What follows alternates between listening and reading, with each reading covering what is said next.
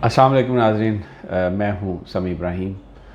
और आज जो ये मैं वीडियो अपलोड कर रहा हूँ वो जो पार्लियामेंट का जॉइंट सेशन है, कश्मीर के हवाले से जो सूरत हाल है उस पर गुफ्तगू के लिए हो रहा है।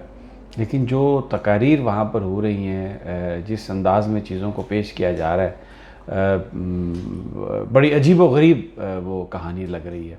आज आसफ़ अली ज़रदारी साहब ने एक तकरीर की। साबिक़ सदर हैं, पीपल्स पार्टी के चेयरमैन भी हैं, लेकिन एक तासुब से भरी हुई वो उनकी तकरीर थी, इंतहाई डिठाई से, और मैं बल्कि ये कहूँगा कि बड़ी बेशर्मी से उन्होंने ये कहा कि जो पाकिस्तान है ये तो सिंध ने और बांग्लादेश ने बनाया था, हम यहाँ पर लोग थे। और ये जो सारे जो लोग जो मुहाजिर हैं, ये जो भारत से आए, ये तो इन्होंने तो पाकिस्तान नहीं बनाया, इनको तो वहाँ से भगा दिया गया था। तो ये तो वहाँ से भाग कर आए और बस अब ये यहाँ पे रह सकते हैं, हमने इनको पनाह दी। आप ये देखें कि जो वर्ड वो इस्तेमाल कर रहे हैं कि हमने उनको पनाह दी और सारे मुसलमानों को पनाह दी और बस वो रहें। ये एक तासुब से भरी हुई सोच अब उस शख्स की जो अपने आप को ये कह रहे हैं कि मैं पाकिस्तान पीपल्स पार्टी का चेयरमैन हूँ, और एक हादसे की बुनियाद पर के क्योंकि उनकी शादी मोहतरमा बेनज़ीर भुट्टो से हो गई, तो वो फिर उनकी मौत के बाद वो बेनिफिशरी हुए। हालांकि वो जो विल है वो भी बड़ी एक डिस्प्यूटेड है, जिसके नतीजे में वो पीपल्स पार्टी के चेयरपर्सन बने।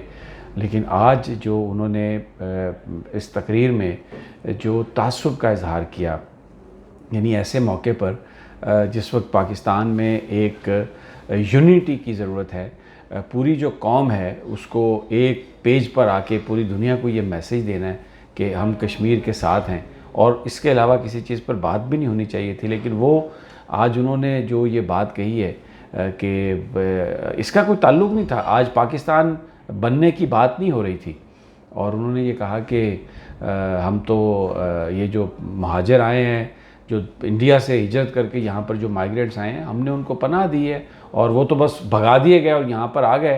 तो उन्होंने पाकिस्तान तो बांग्लादेश ने और सिंध ने बनाया। नहायत अफसोसनाक एक डेलिब्रेट मूव लगती है पाकिस्तान के अंदर टर्मोइल पैदा करने की, पाकिस्तान के अंदर एक नई कंट्रोवर्सी पैदा करने की, जिस वक्त कि हमें एक इत्तेहाद की ज़रूरत है भारत का मुकाबला करने के लिए।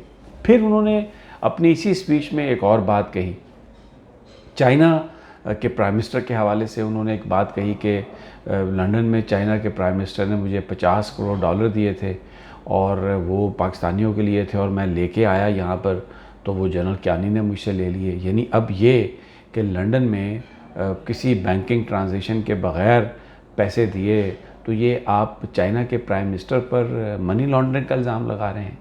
ये इस वक्त क्या ये आप मैसेज दे रहे हैं कि आप फिर अपने ऊपर भी ये इल्ज़ाम लगा रहे हैं, तस्लीम कर रहे हैं इस बात को, इल्ज़ाम लगाने की बात नहीं, आप तस्लीम कर रहे हैं कि आप मनी लॉन्ड्रिंग में मुलव्वस रहे बतौर प्रेसिडेंट ऑफ पाकिस्तान, कि आप वो लेके आए $50 करोड़ और आपने वो दिए, किसको दिए। और फिर आप आर्मी के साबिक़ सरबराह पर इल्ज़ाम लगा रहे हैं कि 50 करोड़ आपने उनको दे दिए। यानी आप पाकिस्तान की साबिक़ आर्मी चीफ़ पर मनी लॉन्ड्रिंग का इल्ज़ाम लगा रहे हैं, आप प्राइम मिनिस्टर ऑफ चाइना पर मनी लॉन्ड्रिंग का इल्ज़ाम लगा रहे हैं, ख़ुद कन्फेस कर रहे हैं।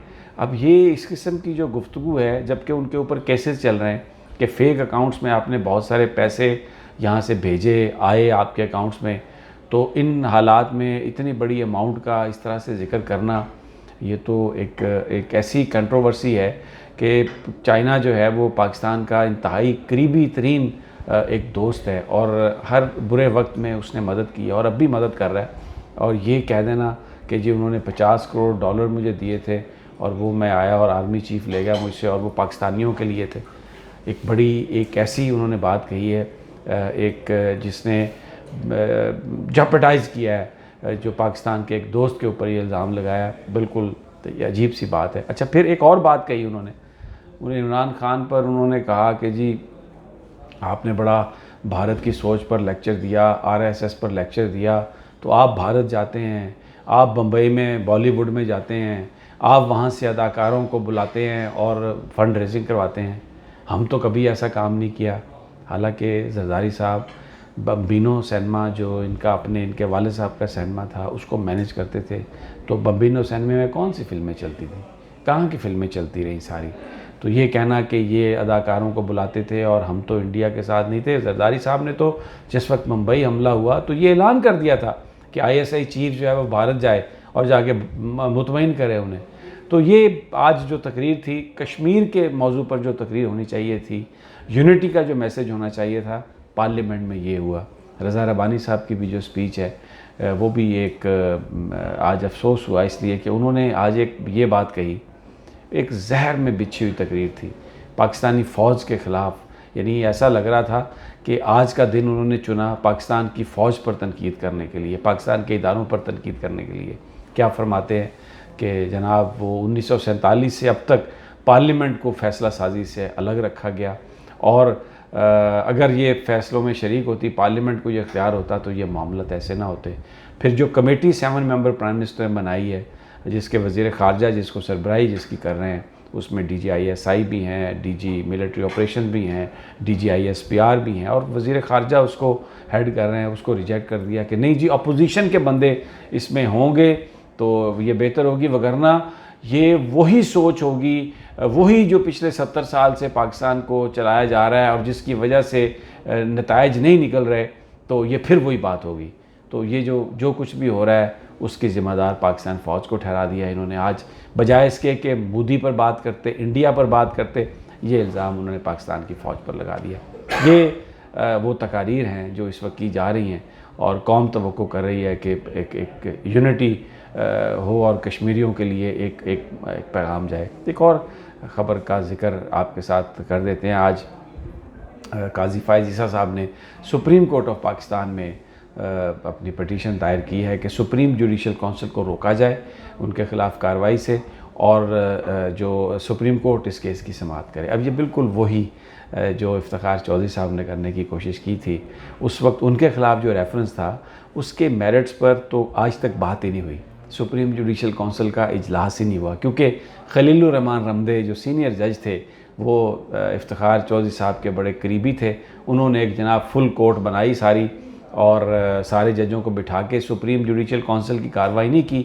सुप्रीम कोर्ट में वो मुकदमा चला के उस रेफरेंस के जो मेरिट्स थे या उसमें जो इल्ज़ाम लगाया गया था उन पर आज तक बात नहीं हुई, और दूसरे टेक्निकल इश्यूज़ में लाकर तो उन्होंने चीफ जस्टिस जो उस वक्त के सुबकदोश थे इफ्तिखार चौधरी साहब, उनको बहाल करवा दिया। अब यहाँ पर भी जनाब काजी फ़ाइज़ ईसा साहब भी वही करने के लिए गए हैं, और सुप्रीम कोर्ट में उन्होंने दरख्वास्त दायर की है, लेकिन अभी ना तो खलीलुर रहमान रमदे हैं, फ़ैसला करेगी अदालत, चीफ जस्टिस साहब फ़ैसला करेंगे। अब तो आसफ़ सईद खान खोसा चीफ जस्टिस हैं जो बिल्कुल आइन और कानून के मुताबिक बात करते हैं। लेकिन एक बड़ा सवाल है, सवाल सिर्फ़ एक है जो नवाज शरीफ से पूछा गया था कि भाई आपने ये एवंस फील्ड अपार्टमेंट कहाँ से लिए, ये प्रॉपर्टी कहाँ से ली, ये हिल मेटल और ये अल अज़ीज़िया आपने कहाँ से लगाई, और उनके पास जवाब नहीं था। वो ये नहीं बता सके कि ये पैसे कहाँ से आए। काजी फ़ाइज़ ईसा साहब से इतना ही पूछा गया कि उनकी बीवी बच्चों के नाम जो जायदादें हैं आपने उसको डिक्लेयर क्यों नहीं किया। पाकिस्तान का कानून ये कहता है कि उन्हें डिक्लेयर कर देना चाहिए था। अब इसका वो अदालत ने उनसे जवाब मांगा है, वो इसका जवाब दे देंगे। अकाउंटेबिलिटी के प्रोसेस से कोई भी नहीं बच सकता। टेक्निकल रीज़न्स बना के अगर आप कहीं से एहतसाब से बचने की कोशिश करेंगे तो ना इससे आपकी नेकनामी होगी और ना उस इदारे की नेकनामी होगी। बहरहाल ये कानूनी मामला है, देखते हैं आने वाले दिनों में क्या होता है।